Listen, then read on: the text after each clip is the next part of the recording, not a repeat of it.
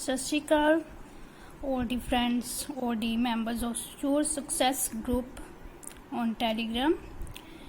साडा अज दा टॉपिक है 21 अगस्त जॉर्ज ऑरवेल। ये जी born C 25 June 1903 Motihari Bihar British India.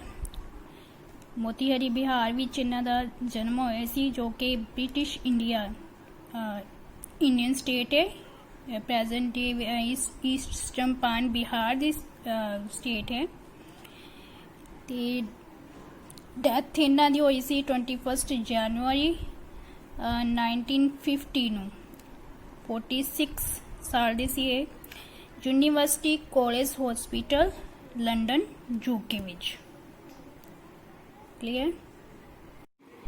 And इन्हां दा फुल नेम सीगा जिहड़ा बोर्न नेम सीगा एरिक आर्थर ब्लेयर सीगा। ते पेन नेम इन्हां दा सी जॉर्ज ऑरवेल। जॉर्ज ऑरवेल दे नाम तो इन्हां ने अपनियां पब्लिकेशनस कीतियां। ऑक्यूपेशन इन्हां दा novelist and essayist and journalist and literary critic सीगे। एंड फ्रेंड्स मैरिज इन्हां दी होई सी एलिनोर शोगनेसी नाल। इन्हां दी मैरिज होई 1936 विच। ते एलिनोर शोगनेसी जिहड़ी हैगी सी इन्हां दी डेथ होई 1946 विच। ते हुण इन्हां दी अर्ली लाइफ बारे आपां डिस्कस कर लेंदे हां।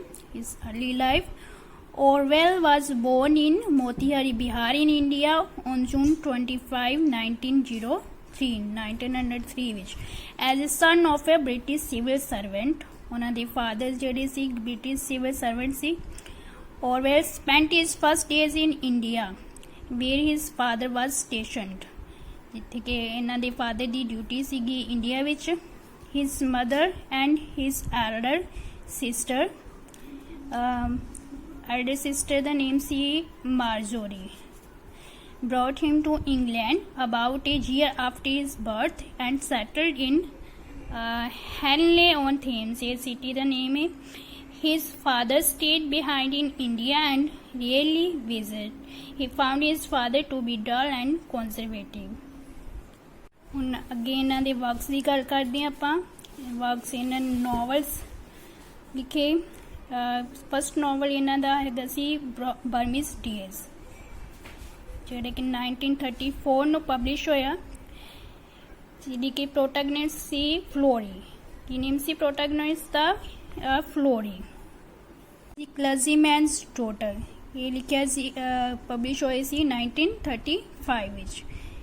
And keep the aspidistra flying ये सी 1936 विच। We coming up for air 1939 विच। एनिमल फार्म जिहड़ा कि बहुत ही इंपोर्टेंट नावल इन्हां दा 1945 विच। ये हैगा सी एंटी सोवियत सटायर है। इहदे बारे आपां आगे डिस्कस करांगे। एंड नेक्स्ट है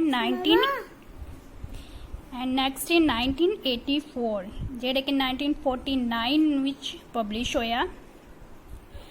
ये दोनों जी इन्हां दे इंपोर्टेंट नॉवल ने। इन्हां बारे आगे डिस्कस करांगे आपां। नैक्सट गल करते हैं आपां इन्हां दे नॉन फिक्शनस की।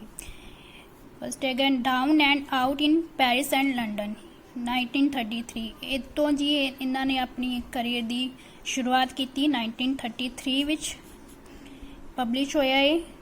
इन्हां ने अपने असल नाम विच पब्लिश नहीं सी करवाया। पेन नेम जॉर्ज ऑरवेल दे नाम तो इन्होंने ये पब्लिश कराया। ये मेन इन्हें पैरिस ते लंडन सिटीज़ विच जो इन्हां दी पोलीटिकल मैटर्स सी वो डिस्कस किए। नैक्सट है the road to Wigan Pier in 1937 which.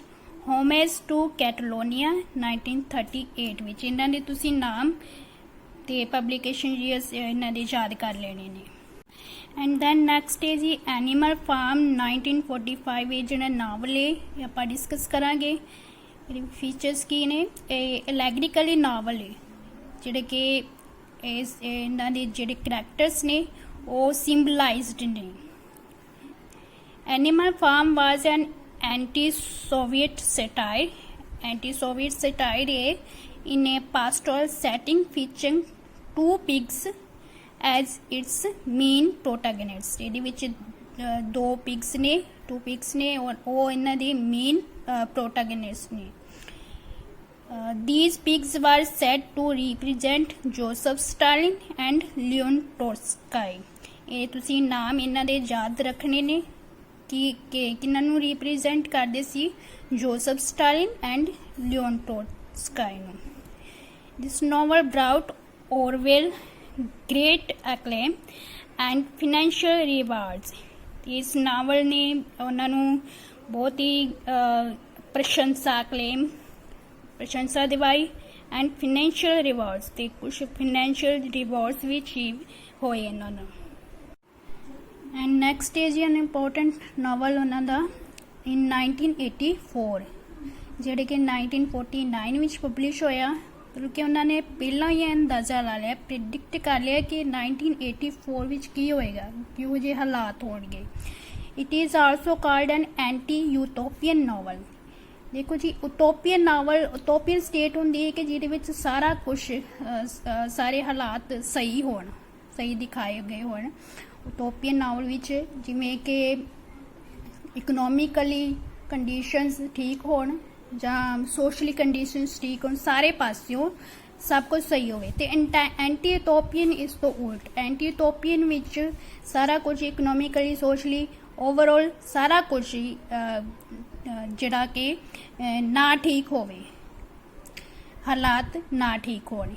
It was published in the late series stages of his battle with tuberculosis.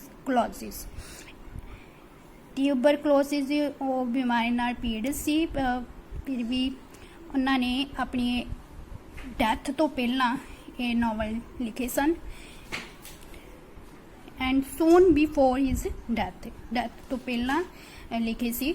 This bleak vision of the world divided into 3 oppressive nations stirred up controversy among reviewers who found this fictional future too despairing. Bleak vision मतलब कि ਧੁੰਦਲਾ ਜਿਹਾ ਜੋ ਦਿਸਦਾ ਸੀ, ਜੋ ਉਹਨਾਂ ਨੇ ਉਹਨਾਂ ਹਾਲਾਤਾਂ ਨੂੰ ਤਿੰਨ oppressive nations ਵਿੱਚ ਵੰਡਿਆ, ਤੇ ਇਹਨਾਂ ਨੂੰ ਬਹੁਤ ਹੀ ਕੰਟਰੋਵਰਸੀ ਵੀ ਮਿਲੀ कि ये नॉवल जिहड़ा है कि ठीक नहीं, कंट्रोवर्स नॉवल है। तो in the novel he gave readers a glimpse into what would happen if the government controlled every detail of A persons life.